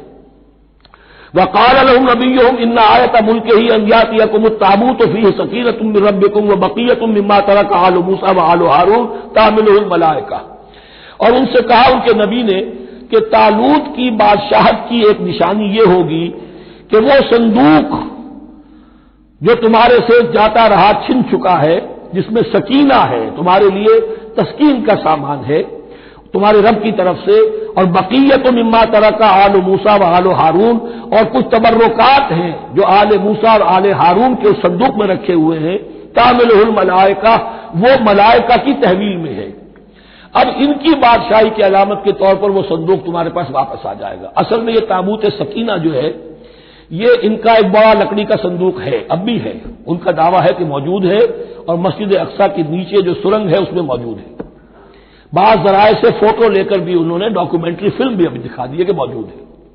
نبوکدنضر نے جب گرایا تھا 586 قبل مسیح میں، جو حضرت سلیمان کا بنایا ہوا ہیکل تھا، اس کے تہخانے میں وہ رہتا تھا، اور وہیں پر جو ربائی تھے وہاں موجود تھے، ربانیین، تو جب گرایا گیا ہے اس کو ہیکل کو تو اسی میں وہ دب گئے ہیں، لیکن وہ چاروں طرف سے جو بھی تہخانہ تھا بند ہو گیا ہوگا، اور وہاں پر ان کی لاشیں بھی ہیں اور تابوت سکینہ بھی ہے۔ لیکن ہوا یہ تھا کہ جب ان کے پڑوسی ملکوں نے انہیں شکستیں دی تو وہ تابوت سکینہ بھی چھین کر لے گئے۔ اب اس میں گویا کہ ان کے لیے بہت بڑی بات تھی کہ ان کے لیے کم سے کم ایک دل کی روحانی تسکین کا سامان تھا۔ ہمارے پاس حضرت موسیٰ کے تبرکات ہیں، عصائے موسیٰ اس میں ہے، رکھا ہوا ہے، اب بھی ہے۔ اسی طریقے سے اس میں وہ جو جن تختیوں پر تورات لکھی ہوئی دی گئی تھی حضرت موسیٰ کو، وہ موجود ہے، ان کے کہنے کے مطابق اب بھی ہے۔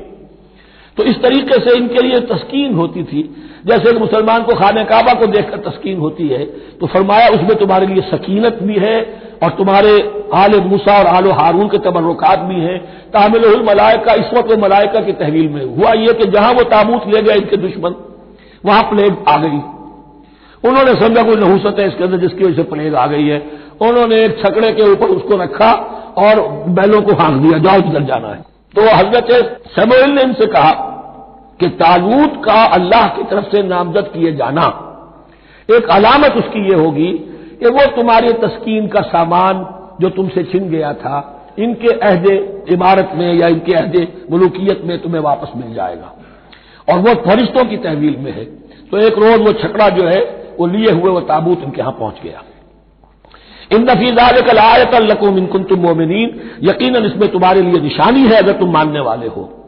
فلما فصل طالوت بالجنود، اب جب حضرت طالوت اپنے لشکروں کو لے کر چلے، ان میں سے جو لوگ تو انکار کر گئے رہ گئے، جو لوگ چلے ساتھ ان کو لے کر چلے۔ قال ان اللہ مبتلیکم بنہر، انہوں نے فرمایا اپنے لشکر والوں سے اللہ تعالیٰ تمہاری ایک آزمائش کرے گا ایک نہر سے، دریا سے، یہی جو ہے جارڈن ریور جارڈن، اس کو کراس کر کے پھر حملہ کرنا تھا۔ فلما فصل طالوت بالجنود، تو جب طالوت اپنے لشکروں کو لے کر چلے، قال ان اللہ مبتلیکم بنہر، تو انہوں نے کہا کہ اللہ تعالیٰ تمہاری آزمائش کرے گا ایک دریا سے، یعنی دریائے اردن۔ فمن شرب منہ فلیس منی، جو اس میں سے پیٹ بھر کر پانی پیے گا وہ مجھ میں سے نہیں ہے۔ ومن لم یطعمہ فانہ منی، جو اس میں سے پانی نہیں پیے گا وہ میرا ساتھی ہے۔ الا من اغترف غرفۃ بیدہ، سوائے اس کے کہ کوئی صرف اپنے چلو سے کچھ وہ ایک گھونٹ لے لے۔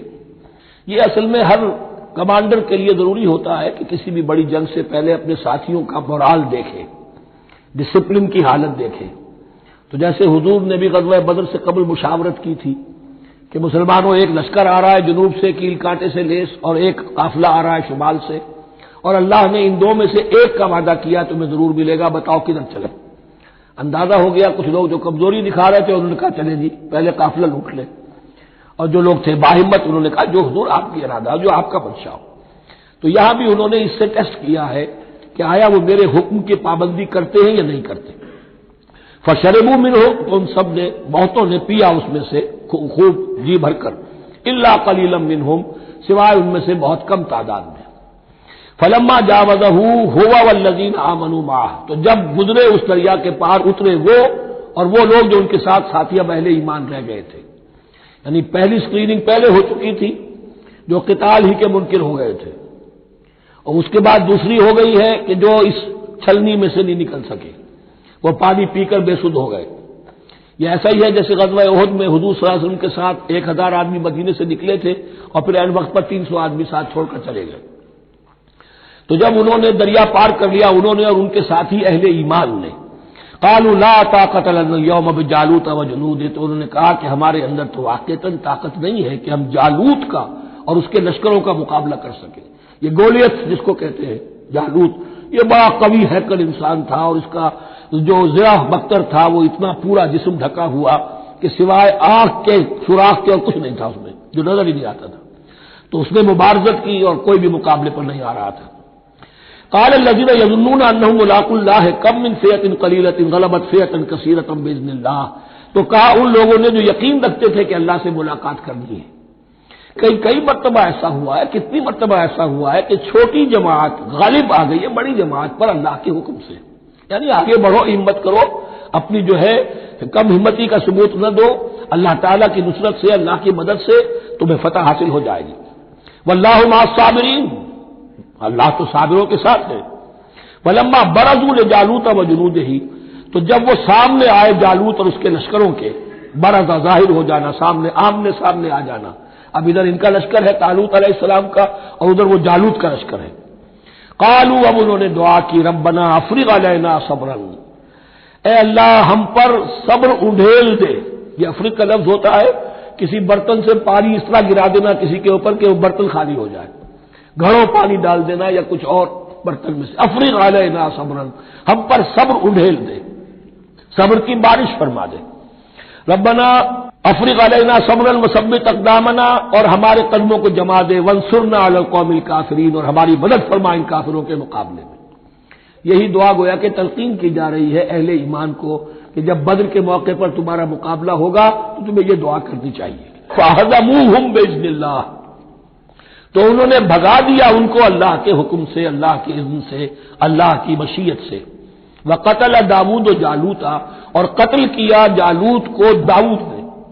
یہ داؤد جو ہے تورات سے معلوم ہوتا گڈریے تھے، جنگلوں میں رہتے تھے اپنی بھیڑیں بکریاں لے کر، اور ان کے پاس ایک گوپیا ہوتا تھا، اس گوپیے کے اندر پتھر رکھ کر اس کو گھما کر وہ مارتے تھے، لیکن نشانہ اتنا صحیح تھا کہ اس سے وہ کہتے تھے کہ میں شیروں کے جبڑے توڑ دیتا ہوں۔ جب کبھی شیر آتے ہیں میرے بھیڑوں بکریوں کے گلوں پر حملے کے لیے، تو جب وہ آ گئے اتفاق سے، جب لشکر آمنے سامنے تھے، ادھر جالوت للکار رہا ہے کوئی میرے مقابلے میں، ادھر سب کے سب سہمے کھڑے ہیں، کوئی آگے نہیں نکل رہا۔ یہ حضرت داؤد آ گئے اتفاقاً، کہا معلوم ہوا کیا سچویشن ہے، یہ ہے کہ اچھا ٹھیک ہے، میں اس غیر مختون کا میں معاملہ کرتا ہوں، اس لیے کہ یہ ان کے یہاں سب سے بڑی گالی تھی۔ حضرت ابراہیم کی ملت میں ہے ختنہ، اور یہ جو کفار اور مشرک تھے ان کے یہاں ختنہ نہیں تھی، تو نامختون ہونا ان کے ہاں یہ سب سے بڑی گالی تھی۔ اس نامختون کا پھر جو ہے میں اس کو کیفر کردار تک پہنچاؤں گا، میرے پاس یہ گوپیا ہے اور میں تو شیروں کے جبڑے توڑ دیا کرتا ہوں۔ انہوں نے پھر وہ پتھر رکھ کر اور گھمایا ہے، اور سیدھا وہ آنکھ کے سوراخ سے اس کے بھیجے کے اندر اتر گیا، اور اس طریقے سے قتل داؤد و جالوت، داؤد نے جالوت کو قتل کیا، اور اللہ تعالیٰ نے پھر ان کو جو براتی عطا کیے، وَآتَاهُ اللَّهُ الْمُلْكَ وَالْحِكْمَةَ وَعَلَّمَهُ مِمَّا يَشَاءُ۔ ایک تو یہ کہ طالوت علیہ السلام نے اپنی بیٹی کا نکاح ان سے کر دیا، داماد ہو گئے، اور پھر انہی کو وارث بنایا، یہ بادشاہ ہوئے۔ اللہ نے ان کو ہی ملک دیا، حکومت دی، بادشاہت دی، اور حکمت بھی دی، نبوت بھی دی، یہ دونوں اعتبارات سے ان کو اللہ تعالیٰ نے سرفراز فرمایا۔ وَعَلَّمَهُ مِمَّا يَشَاءُ، اور پھر اسے سکھایا جو کچھ کہ اللہ نے چاہا۔ وَلَوْلَا دَفْعُ اللَّهِ النَّاسَ بَعْضَهُم بِبَعْضٍ، اور اگر اس طریقے سے اللہ ایک گروہ کو دوسرے کے ذریعے سے دفع نہ کرتا رہے، زمین میں فساد ہوتا ہے تو اللہ تعالیٰ کو شکل ایسی پیدا کرتا ہے کہ کسی اور گروہ کو سامنے لا کر مفسدوں کا خاتمہ کرتا ہے۔ اگر ایسا نہ ہوتا، وَلَوْلَا دَفْعُ اللَّهِ النَّاسَ بَعْضَهُم بِبَعْضٍ لَفَسَدَتِ الْأَرْضُ، تو زمین میں فساد ہی فساد پھیل گیا ہوتا۔ اللہ تعالیٰ نے ان جنگوں کے ذریعے سے ہر بڑا فرعون جو آتا، ہر فرعون موسیٰ، اللہ تعالیٰ نے کوئی نہ کوئی اس کے لیے علاج تجویز کیا ہوا ہے۔ وَلَوْلَا دَفْعُ اللَّهِ النَّاسَ بَعْضَهُم بِبَعْضٍ لَفَسَدَتِ الْأَرْضُ وَلَٰكِنَّ اللَّهَ ذُو فَضْلٍ عَلَى الْعَالَمِينَ، لیکن اللہ تعالیٰ تو تمام جہانوں پر بڑا فضل کرنے والا ہے۔ تِلْكَ آیاتُ اللَّهِ نَتْلُوهَا عَلَيْكَ بِالْحَقِّ، یہ اللہ کی آیات ہیں جو ہم پڑھ کر آپ کو سنا رہے ہیں حق کے ساتھ۔ یہ قول گویا کہ حضرت جبرائیل کی طرف منسوب ہوگا، یہ اللہ کی آیات ہیں اے مسلمانوں، اے محمد صلی اللہ علیہ وسلم، جو ہم آپ کو سنا رہے ہیں حق کے ساتھ۔ وَإِنَّكَ لَمِنَ الْمُرْسَلِينَ، اور یقیناً اے محمد صلی اللہ علیہ وسلم آپ رسولوں میں سے ہیں۔ تِلْكَ الرُّسُلُ فَضَّلْنَا بَعْضَهُمْ عَلَىٰ بَعْضٍ، ایک بہت اہم قانون بیان ہو رہا ہے، ان رسولوں میں سے ہم نے بعض کو بعض پر فضیلت دی ہے۔ یہ میں پہلے بیان کر چکا ہوں کل، تفریق بین الرسل کفر ہے، تفضیل یہ قرآن سے ثابت ہے، کوئی افضل ہے اور کوئی مفضول ہے، کسی کو کسی اعتبار سے فضیلت ہے، کسی کو کسی اور اعتبار سے فضیلت، جزوی فضیلت ہے، مختلف لوگوں کی ہو سکتی ہے، کلی فضیلت تمام انبیاء اور رسول پر محمد رسول اللہ کو حاصل ہے۔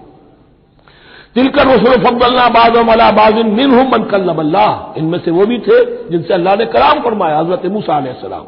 وَرَفَعَ بَعْضَهُمْ دَرَجَاتٍ، اور بعضوں کے اور کسی اعتبار سے درجات بڑھا دیے۔ وَآتَيْنَا عِیسَیٰ ابْنَ مَرْیَمَ، اور ہم نے عیسیٰ ابن مریم کو البینات بڑے کھلے معجزے دیے، وَأَیَّدْنَاهُ بِرُوحِ الْقُدُسِ، اور ان کی مدد فرمائی حضرت جبرائیل کے ساتھ۔ وَلَوْ شَاءَ اللَّهُ مَا اقْتَتَلَ الَّذِينَ مِن بَعْدِهِم مِن بَعْدِ مَا جَاءَتْهُمُ الْبَيِّنَاتُ، لیکن اللہ چاہتا تو یہ آپس میں نہ لڑتے جھگڑتے، نہ یہودیوں کی آپس میں جنگیں ہوتی، نہ یہودیوں اور نصرانیوں کی ہوتی، نہ نصرانیوں کے فرقے ایک دوسرے سے لڑتے۔ وَلَوْ شَاءَ اللَّهُ مَا اقْتَتَلَ الَّذِينَ مِن بَعْدِهِم مِن بَعْدِ مَا جَاءَتْهُمُ الْبَيِّنَاتُ، اس کے بعد کہ ان کے پاس واضح تعلیمات آ چکی تھیں۔ وَلَٰكِنِ اخْتَلَفُوا، لیکن انہوں نے اختلاف کیا۔ فَمِنْهُم مَّنْ آمَنَ وَمِنْهُم مَّنْ كَفَرَ، ان میں وہ بھی ہیں جو ایمان لے آئیں گے اور ان میں وہ بھی ہیں جو کفر پر اڑ گئے ہیں۔ وَلَوْ شَاءَ اللَّهُ مَا اقْتَتَلُوا، اگر اللہ چاہتا ان پر لازم کر دیتا، یعنی جبرن تکوینی طور پر، تو اختلاف نہ کرتے، جھگڑتے نہ۔ وَلَٰكِنَّ اللَّهَ يَفْعَلُ مَا يُرِيدُ، لیکن اللہ تو کرتا ہے جو چاہتا ہے۔ اللہ نے جو دنیا کو اس حکمت پر بنایا ہے کہ یہ دنیا کی زندگی آزمائش ہے، آزمائش کے لیے آزادی دی ہے، تو جو شخص غلط راستے پر جانا چاہے اسے آزادی ہے، جو صحیح راستے پر آنا چاہے اسے آزادی ہے۔ بارک اللہ لی و لکم فی القرآن العظیم ونفعنی وإیاکم بالآیات والذکر الحکیم۔